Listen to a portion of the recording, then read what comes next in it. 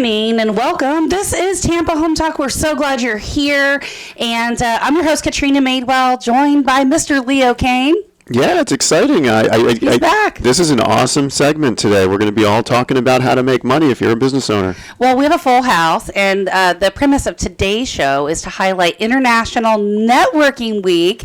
So I'm so excited to introduce our guest to you this hour. I believe we have Mr. Mark O'Donnell is going to be joining us by phone here shortly with RGA, which is Revenue Generating Activities. We have Mr. Spencer Reynolds in the house for B&I Tampa. Welcome to the show. Well, thank you.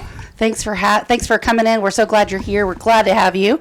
And we also have Mrs. Lisette Campos highlighting the Tampa Chamber. How are you? Tampa Bay Chamber. Very happy to be here. Thanks for inviting me. And last but not least, Mrs. Christina Sweet. And I'm mixing a couple things up in my head. Okay. She's representing working women of Tampa Bay, but she's also the owner of the Main Ingredient. We're going to tell you a little bit about her story and how that ties into working women of Tampa Bay. Yeah. Welcome. Thank you. So before we dive into all the fun stuff and the guests for the hour, let's chat about the real estate numbers for the week. We like to give you guys that and show you what this looks like, and then I'll share a quick little story on a listing appointment that I went on last night, because it's always relative, right, to what we got going on here. You're doing listing appointments at night?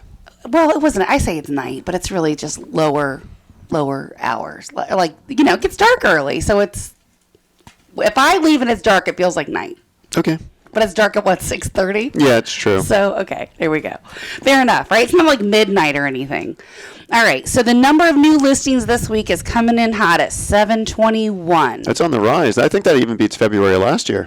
Maybe. Yeah, it does. I have the numbers. I have to pull them. Not right this second. I'm excited. I mean, 721 for the new listings. Pendings are higher than the new listings.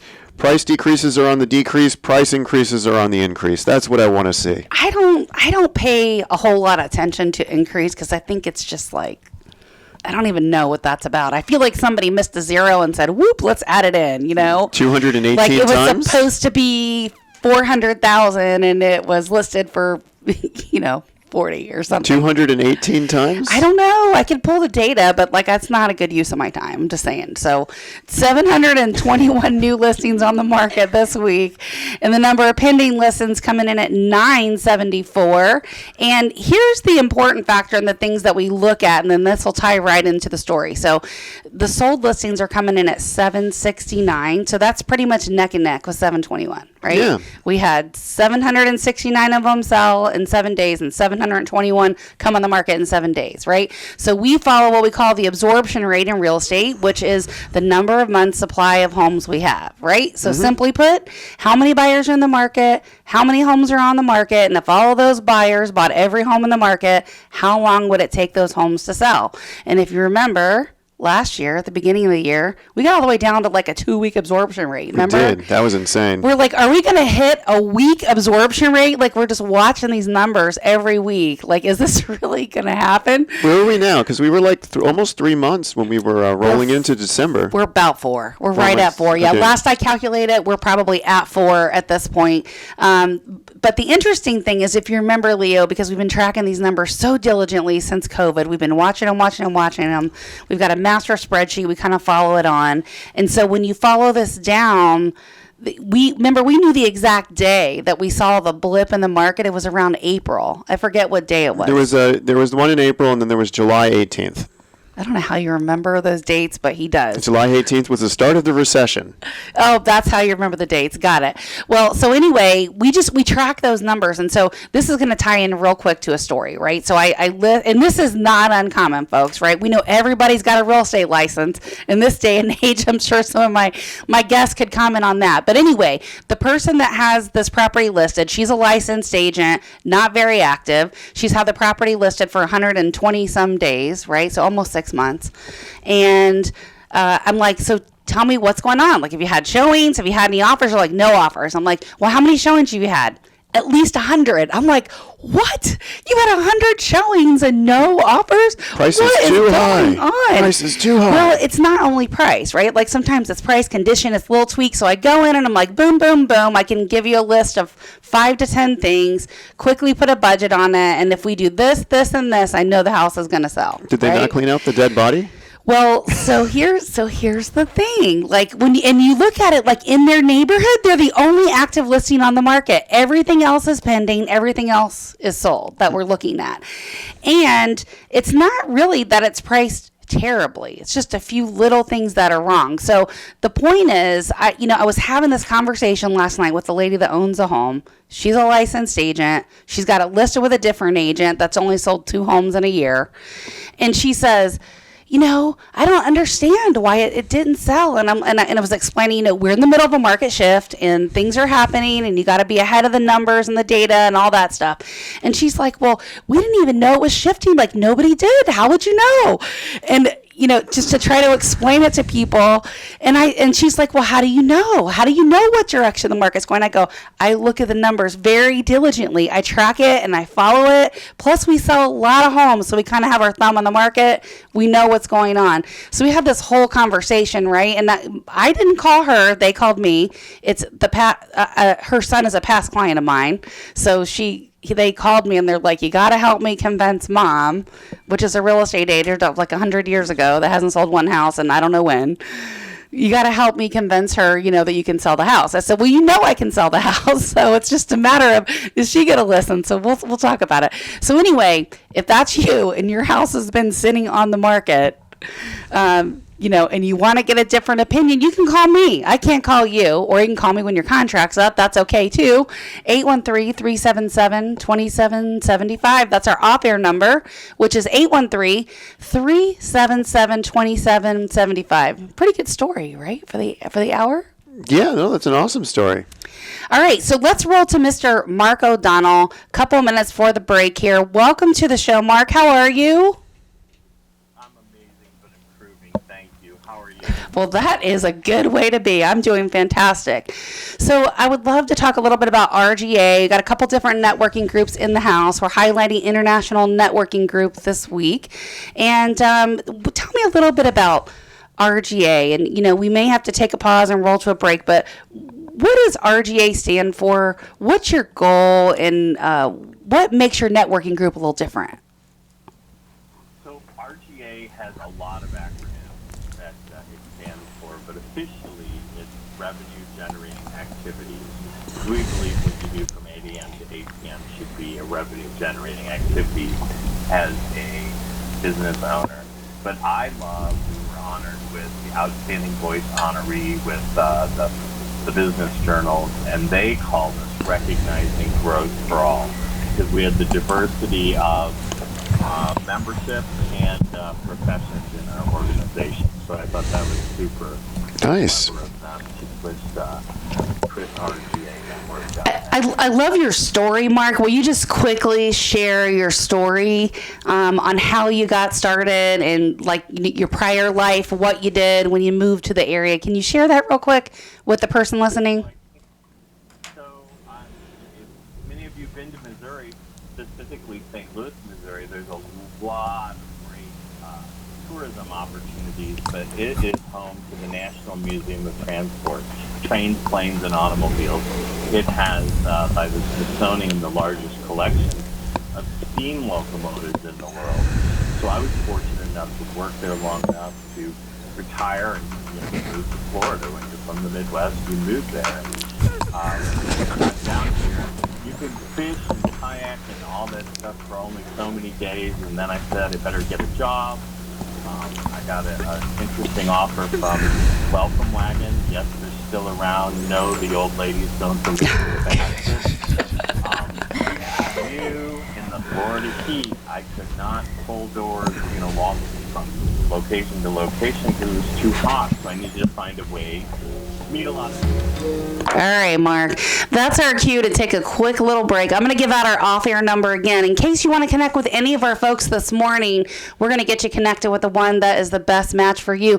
We're going to continue with Mark O'Donnell's Welcome Wagon story when we come back in just a minute. Our off-air number is 813-377-2775, and you can call or text text that number. It's an off-air number, 813-377-2775. Mark O'Donnell, stick around. We're going to take a very quick break here on Tampa Home Talk this morning. And when we get back, we're going to pick up your story quickly on the welcome wagon.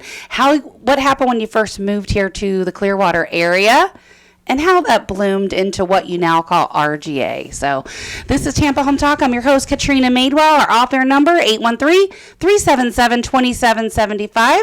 Stick around. We'll be right back after this short break.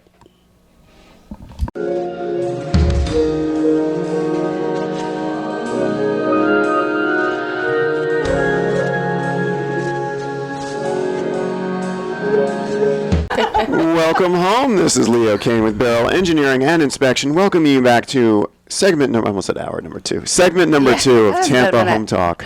It's been a minute since we had hour number 2. We would be in hour number 2 right now if we did. We would be. You're right. That is great. Let's welcome back Mr. Mark O'Donnell. Let's do that. Mark. Yeah. Welcome back. My career welcome wagon was interesting to say the least.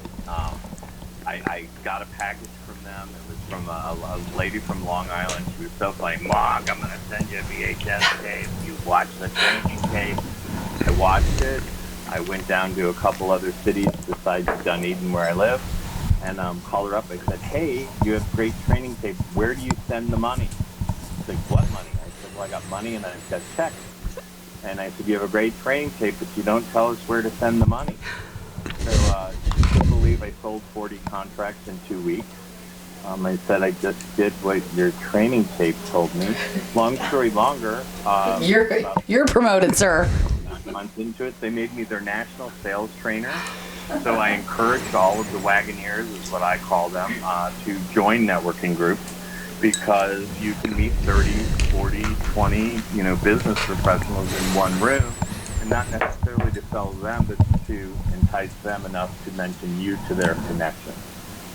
So that's kind of how RGA was born, because there seemed to be 2 separate types of networking groups. There was this group that, my goodness, you had to meet every week. It was super powerful networking, but if you missed a meeting, you got kicked out. If you didn't bring a guest, you got kicked out. There are more ways to get kicked out than to get kicked in. And then there was another group that was free, and they all tried to sell you their skincare, lotions, potions, skinny powders, all that kind of stuff. And I thought there had to be a way to have that fun atmosphere and then the referral atmosphere, and RGA was born. So we believe in collaboration versus competition. As the tide rises, so shall all boats. RGA is a little different. I think we prove it at every single meeting. They're all a different flavor based on the team leaders that are running the chapter, but they all follow the same format. So everybody gets a 30-second introduction. Instead of a timer or a bell or a buzzer or a ding, we have a question of the day. They're lighthearted. It could be, what's your favorite movie? Where was your first date? Where are you from? What birth order are you in? Are you an only child? Are you the middle child? It's a fun way of saying, hey, time's up. Tell us something fun about yourself, because if you're a middle child and you hear another middle child, you instantly have that bond. So it's funny because just the other day, one of our partners down on the beach that owns the hotel literally needed a marketing company to do videos of their remodeled rooms. And because we're not seat specific, we believe in collaboration versus competition, I was able to give him 3 video production companies and let him choose. And he called and thanked me. He said, I interviewed all of them. I liked all of them, but I particularly clicked with this one company. So he chose them. So I was super excited, to help, a fellow professional promote their hotels to the world and help an RGA member get business. So Mark, real quick, just final thoughts so we wrap up here. One of the things that you told me is the goal of RGA is to make every member a millionaire. Tell me more about that. Well, I think when people get into business, I always say to people, what's your goal? And their goal may be to help people lose weight. Their goal may be to have a car that operates efficiently on, the road. Their goal may be to help families become homeowners. But ultimately, deep down, everyone's goal is to provide financial security for their family. And I think at least right now, the tag is the millionaire status. So if we can help every RGA member become a millionaire, I'll feel like I've accomplished my goal. All right. More referrals, RGA. Well, we're so excited to have you in the house and highlight your business, and we really appreciate you taking the time away from your other meeting that you were in this morning to join us by phone. If you want information, 813-377-2775. We'll get you connected with Mark or any of our other guests, and I feel like, that's really the perfect segue to go to you, Spencer. Because, yes, B&I is known for the regular meetings and all of that, but, what I will say is not every networking group is the same, right? And so just like not every person is the same. And I'll tell you, some people need that higher level of accountability. Some people thrive in that particular environment. Sure. And you guys do give your members a playbook for success. You really do. Yeah, well, 38 years of success, continual growth in 38 years. There's not a lot of companies in the world that can say that. And International Networking Week is a B&I thing, right? So this is 16th year of International Networking Week that we have this next week. And so that's a thing that we've started because there are a lot of opportunities. Whether you're going to a chamber, whether you're going to a women's group, whether you're going to all the other things that are out there, that's another way to grow your business. They're different. I will tell you, as being a prior member of B&I myself, you get to know the people in the chapter very well. You do. You get to know them like family because there is a requirement to be there every week and see them every week. So you form some relationships and some business alliances. And Leo, same for you, right? I'm sure you have relationships and business alliances that you've had. Yeah, through B&I, when we first started off, we were in Mark's group, RGA, and we were in B&I, and they were very drastically different. And it was a different approach, and there were different times of the day. And they were both, at the time, as a service-based industry, it was excellent as a new entrant into service-based industry to be in both groups. Yeah, and you get different things from different groups. Sure. So I would love to highlight B&I and, tell the person listening, well, first of all, it's hard to get some of those seats in a chapter if they're available, right? Like the real estate spot is impossible. You got to start a chapter almost to get that seat. Either that or somebody has to die. Pretty much. We say that being funny, right? But the fact is we had a Palm Harbor chapter that literally when their real estate agent retired, we had 29 applications for that seat. Jeez. So it's a very, very competitive when it comes to specific seats.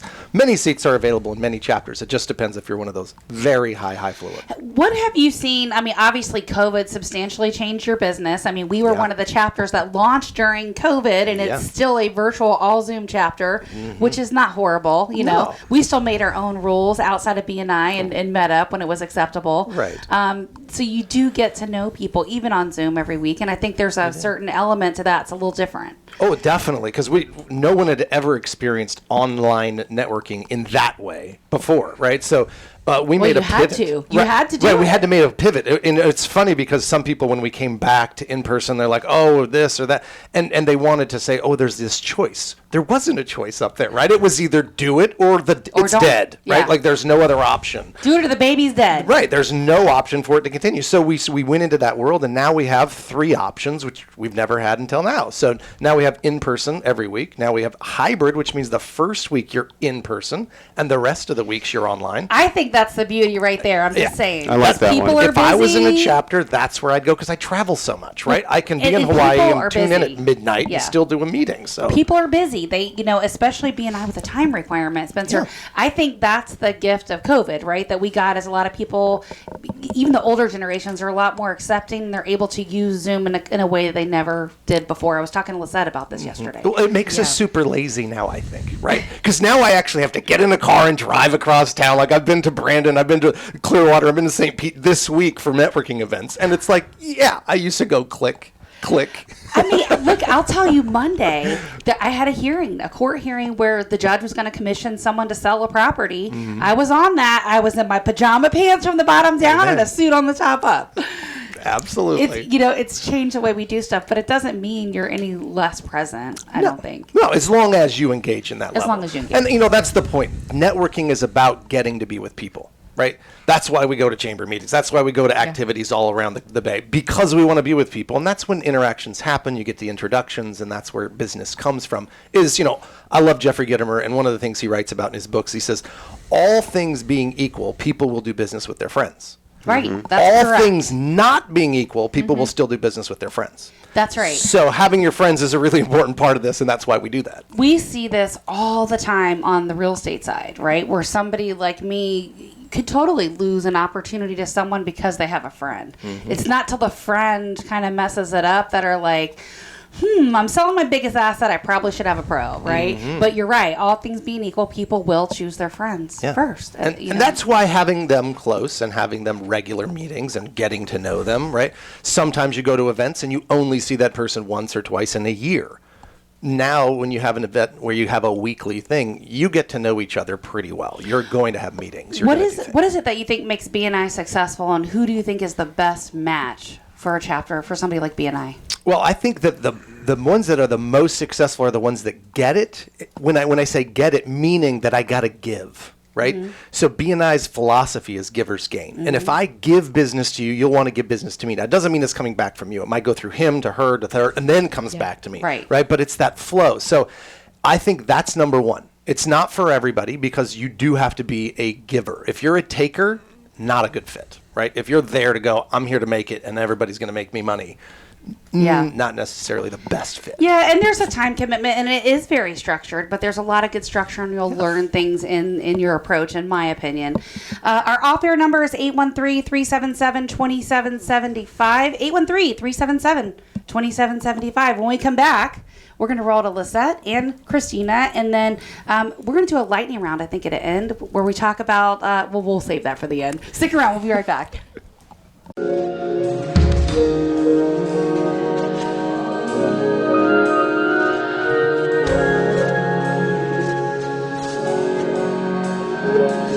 Welcome home. This is Leo Kane with Beryl Engineering and Inspection, welcoming you back to an exciting hour about networking. And Let's roll to Miss Lisette Campos. let's roll to we've talked about individual groups, and they've both mentioned the Chamber of Commerce. So let's learn more about a Chamber of Commerce and what it can do for our listening audience. That's right. We have Lisette Campos here. She Good is the morning. Senior Director of Strategic Branding, Marketing, and Communication. Yes, I am. Thank you for inviting me. This is really exciting to be part of the team here, International Networking Week. Yes. And, I love the fact that we even have a week like that because it gives folks a chance to really learn that if they're not networking, they should, because it's not just good for their business. Even if they don't own a business, they're an employee. It's always good for professional development and really quality of life. You make some really great friendships. At the Tampa Bay Chamber, that's happening every day. We've been around for more than 100 years, and we like to say that we are a cookie cutter. We are not a cookie cutter chamber. We are a chamber within a chamber. And basically what that means is the member can join at the level that is right for them with the benefits that are right for them, and then we can help them grow. And so that's really, it's being at that right level. There are 5 different levels of membership for a business or an organization.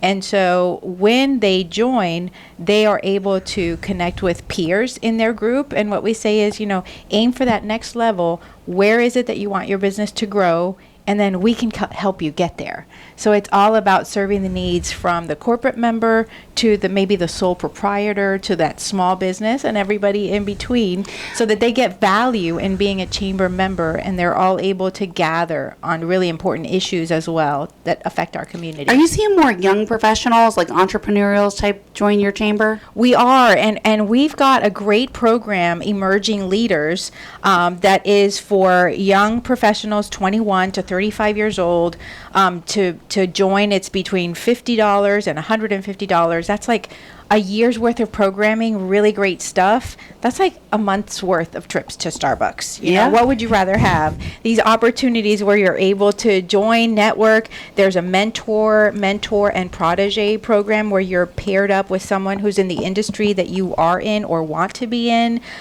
We've got the community service community that engages with nonprofits in the region and really helps you be an ambassador to your brand as well as the chamber, doing great things in the community.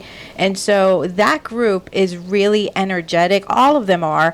We've got several leadership programs, but the Emerging Leaders is really one of the ways that you can join as an individual to the Tampa Bay Chamber. I love that. One of the things that make you guys different, you're a 5-star rated chamber. Can you talk about that? That I was doing the happy dance when they told me. It was so great. The U.S. Chamber of Commerce accredits chambers across the United States of America. There are about 7,000 chambers of commerce in the U.S., and only 2% of them are rated 5-star, which is the highest level. That is huge. Nice. The Tampa Bay Chamber has been rated 5-star, and I was so excited, and the president told me, Lisette, this is our reaccreditation, which means that this is our second round of being a 5-star rated Tampa Chamber of Commerce. What does that even mean? So that what does means- it take to get 5 stars in a chamber? There's a process where they look at your procedures, they look at your membership, they look at your programs in terms of leadership and diversity of your memberships. Are you serving corporate? Are you serving the small business? Are you serving the needs of your community and all of the different populations that are in there?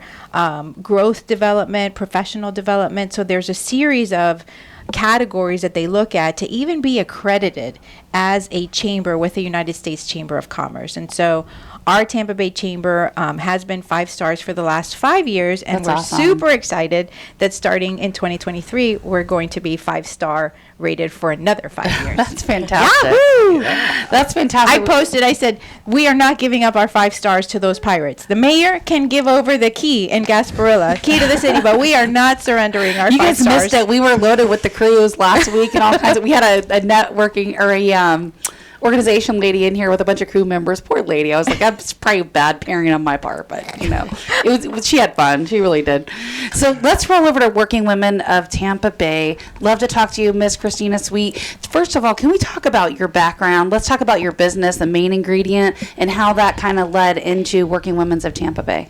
So I've opened up the main ingredient actually 5 years ago in March, and started this business out of just pure inspiration for my own health, and it's been quite the journey. We just opened a second location about 10 miles north of us on Land O'Lakes Boulevard, and we're really excited about it. And I got into Working Women's when I first opened. You open up a business and you think everybody's going to walk in the door. Nobody walks in the door. Yeah, so the gift that you get to learn as an entrepreneur. So I was introduced to Working Women's of Tampa Bay, and I actually put in for their seed money grant, which is a grant that they have for new small businesses. And you put in for that. You do a one-on-one with Jessica Ravelli, who is the founder of actually Working Women, and something that she started 14 years ago, actually. So you put in for that with her, and there's a few people that they call it seed money, and they vote on who should get that seed money, and I actually won that. So to get you started, right, to launch your business. Yeah, and I bought signs that you put out by the road, and to this day they're still out by the road, and they still bring me business, and it really turned my business around because all these people would see these signs, and they look really nice, and then I run out there during the week and pull them all off so they don't get taken by the county. I was like, we put signs out, we get honked at by people, we get yelled at by the county. Yeah, so I put these signs out.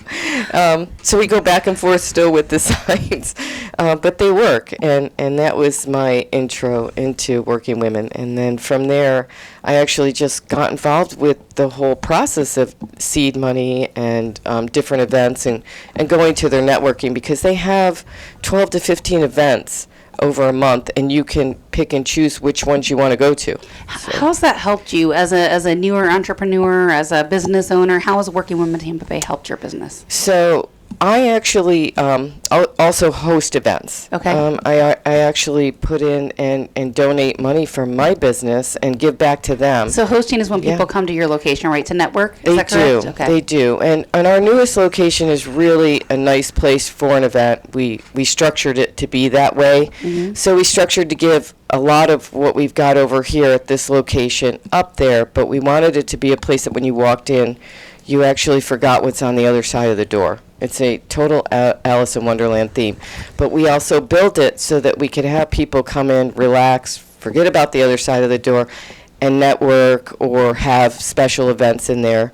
Like we're having an event for working women on the 16th of March, and that is one of our tea flight events. So Okay. the women that are signed up to come will actually learn how to make tea, how to make tea flights, and the benefits and the health benefits to drinking like a fresh, nice tea leaf. And that's just one of them. We just did a candle workshop. We're doing a cookie decorating workshop. So, and a woodworking workshop. So it's a really nice spot, and Yeah. and they really love to come, and we like to give back and make a little something for them to eat with some of the spices that are in the store. So if someone were brand new to working women, Sure. or brand new to the area, say it's Yeah. a woman entrepreneur, they're brand new to the area. I met a lady recently that literally moved from Ohio, and she bought a pool company, and she didn't know anything about it. So she was having to learn how to run a pool company, how to maintain pools. So let's just use her for example, right? What Sure. if she wanted to join Working Women of Tampa Bay? How could she benefit from that? What should she do? So you can go right onto their website, Okay. and you can join there. You can go to one of their networking events. You can go right ahead and register. You can go on to workingwomenoftampabay.com, workingwomenfoundation.org. They're having a big event in March. It's the Power of Women Luncheon, and that's always a nice thing to go to because you've got everybody there. And I look forward to that every year. But going in there and going to one of their networking events, it really is a very relaxed situation. It's not a high pressure, you're mingling with other people that started businesses the same way and don't really know much about networking and don't really know much about, they go, oh, which group should I belong to? And you have to remember, you want to own a small business, and it really isn't. It's really challenging, It's 30 hours a day, and it's 10 days a week. It's not 24/7. But you got to pick your tribe, and you got to be comfortable. So you got to learn how to mingle with people because we all want to help each other. So we have so much growth to the area, right? That when I say that, I know I'm talking to someone on the other side of the radio that's listening that is brand new to the area. It's not like me, Spencer, right? Where, I've known you for 20 years. You moved from Utah, and it's like, hi, I know you. Yeah. The likelihood of me knowing a person or two or three or five or 10 when I walk into a networking group, same with Leo, is pretty good, So I always love to talk from that place. Like, what happens if someone has just moved to the area, or what happens if they're not a natural networker, right? Which I think is a perfect question, really for our lightning round. And before we go to that in the last segment, I'd love to talk about the gift of the pandemic, right? So with every opposition, there's for every negative, there's a positive. For sure. So with the pandemic, real quick, let's answer it just in a couple seconds. What's the gift of the pandemic for you, Spencer? I think it redefined what community means, because we used to get together, and now we had to do it separate, but we could still be a community. And I think that really helped a lot of us find ways to go, I can connect in other ways. I don't have to just be next to you. I can be online and I can connect, whether you're here, whether you're in Taipei, you can do anything anywhere around the world and be like, wow, we're connected. Lizette, what was the gift of the pandemic for I the would chamber? say that having the flexibility in the workforce, having the hybrid model has been a huge blessing in many industries, and we hear that from our members at the chamber all the time. The fact that they are able to work on projects for organizations, do things with clients more than ever before because of that hybrid model. Christina, what about you? For me, it was trying to collaborate with working women and also Michelle Northrup, who's on, Working Women board, and trying to help all of these people that got lost in that shuffle that you only see when you go to a market. And Well, it was hard for somebody like you, right? A small business. It was hard for me. I am a grocery store, so I was very much open, and we designed a tea to help people, get healthy, wash flus, viruses out of your system. I love that. But at the same time, we saw people dropping, Yeah. and we didn't want that. So we try to figure out a way of taking all these other small businesses and incorporating and getting their products still out to people. For us, it was getting people to meet on Zoom for sure. What about you, Leo? What was the gift? I could do all my depositions without having to go to an attorney's office. Oh, you love it. All right. This is Tampa Home Talk. We'll be back right after this break with the lightning brown for tips for natural. Never mind.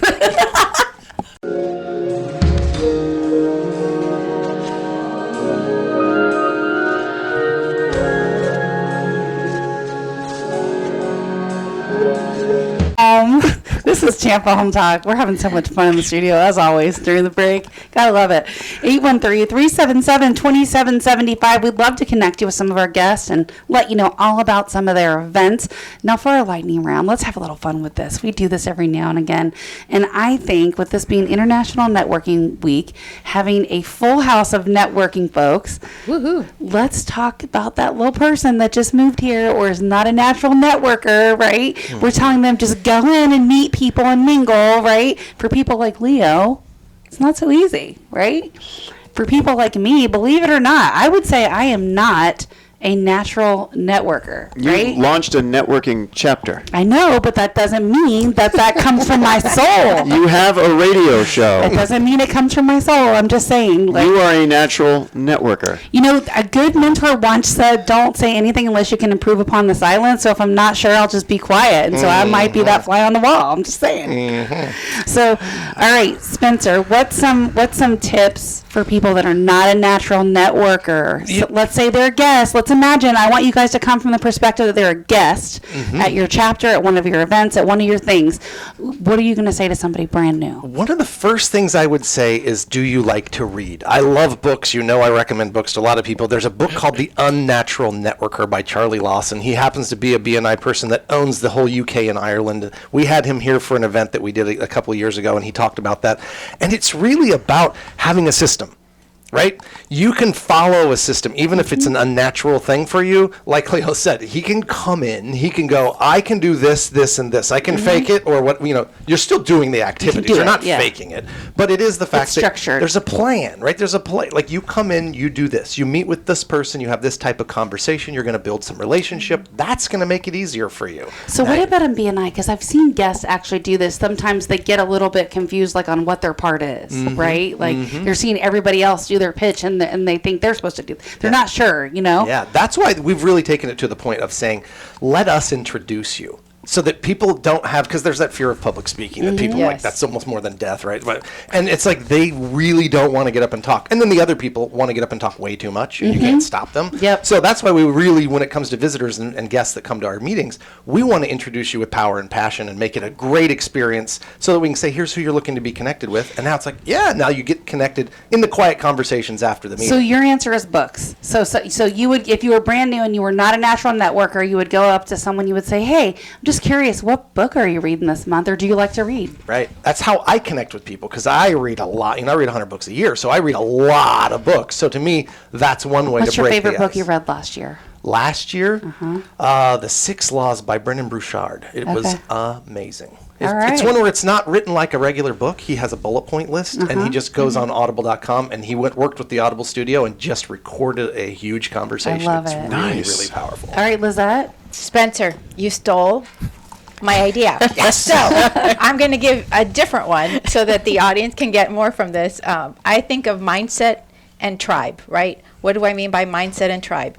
When you go into a room and you are not comfortable talking to strangers, but if you have the mindset of, I don't know everything, right? You asked earlier the lady who said, how do I know? How do you know? Well, she didn't know, but you knew because you tracked the numbers in real estate. So when you have that mindset of, I don't have all the answers, but I don't have to, because chances are there's different people in this room that are experts in that thing that I don't do very well. So what do they And do? They so- don't know anyone in the room. So, but having that mindset is important because Okay. it kind of pushes you out of your comfort zone to ask that question, to talk to other people. And then so the part 2 of it is your tribe, finding your tribe.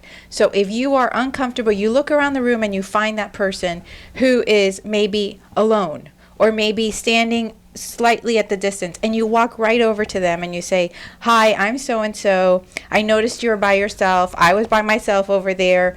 Would love to talk to you. I'm not really good at this networking thing." And from there, it just blossoms. But so having the mindset of, I don't have all the answers, but there's people in this room that do, and I can help myself learn eventually with these contacts.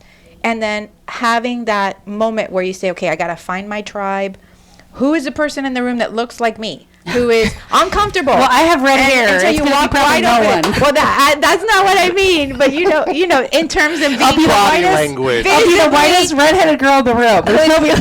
that person who's visibly like, ooh, looks like they are just not, it's not easy for them. And so when you say to a person, I'm not really good at this whole networking thing. How about you? I noticed you're by yourself.